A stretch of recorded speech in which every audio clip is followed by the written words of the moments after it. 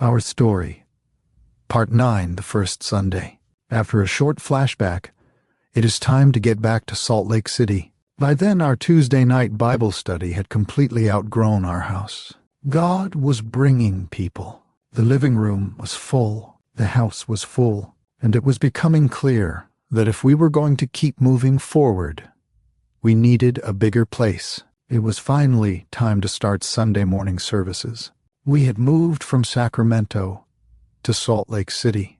We had gotten settled into a house. Allison and I had both found jobs to help support our family. We had started the home Bible study.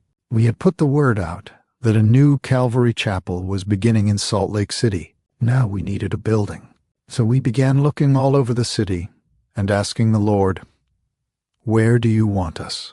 Eventually, we found a community center downtown. It was only about 7 blocks from the Mormon temple, right in the heart of Salt Lake City. To us, that felt like a wonderful location. The building had almost everything we needed. There was a room that would seat about 150 people. There were classrooms for the children. The chairs were already there. All we had to do was set them up. We would need to bring our own sound equipment and whatever else was needed for the service. But that was fine with us. We were excited. This was the spring of 1992, and it felt like the next big step. We made the arrangements with the community center, signed the contract, and set the time for Sunday mornings at 10 o'clock. Because it was a community center, someone had to come and unlock the doors for us. The plan was simple. The man would meet us there at 7 o'clock on Sunday morning, open the building, and we would have plenty of time to set up before the service. At least that was the plan. We announced the first Sunday morning service on CAN Radio. We made flyers. We told everyone who would listen. We are starting Sunday morning services. We were young, excited, and ready. There was only one small problem. We were still new to Salt Lake City, and we had no idea that the Sunday we chose was LDS Conference Weekend. For those who have never lived in Salt Lake City, Conference Weekend is a very big deal. The LDS Church gathers downtown. Many local meetings are canceled, and people come from all over the area. Downtown becomes crowded and chaotic, and there we were, starting our very first Sunday morning service, just 7 blocks away from all of it. We had no clue. Sunday morning finally came. I showed up at the community center with a small group of people ready to help. We had the sound equipment, the things we needed for church, and all the excitement of a brand new beginning. 7 o'clock came. No one showed up to unlock the door. 7:30 came.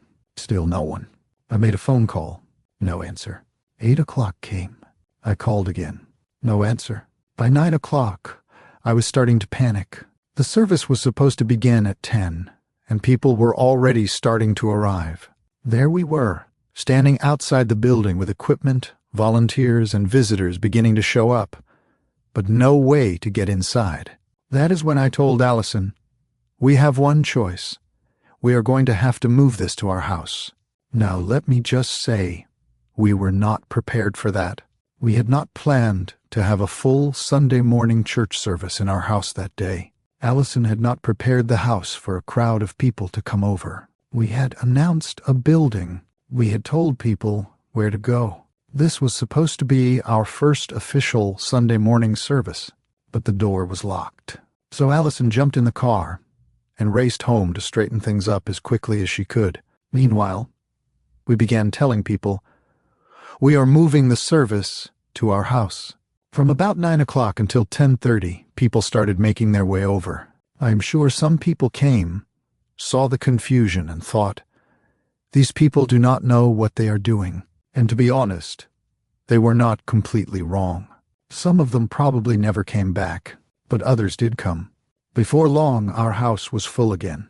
Not because that was the plan, not because it looked professional, not because everything went smoothly, but because God was still at work. So our very first Sunday morning service did not begin in the community center like we expected. It began back in our house. There was not enough room. It was not organized the way we had hoped.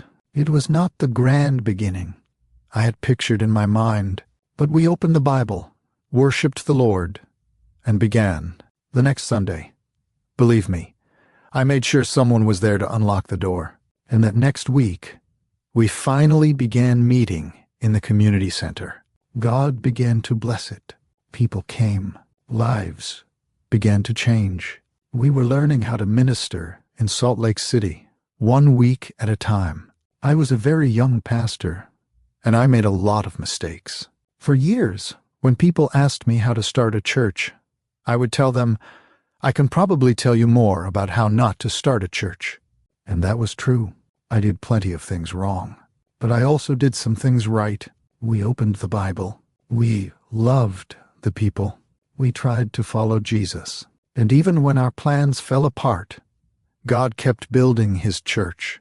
That first Sunday was not smooth. It was not impressive. It was not what I had imagined. But looking back now, I think it was a perfect reminder of something we would need to remember again and again. The church did not belong to us. It belonged to Jesus, and he was going to build it.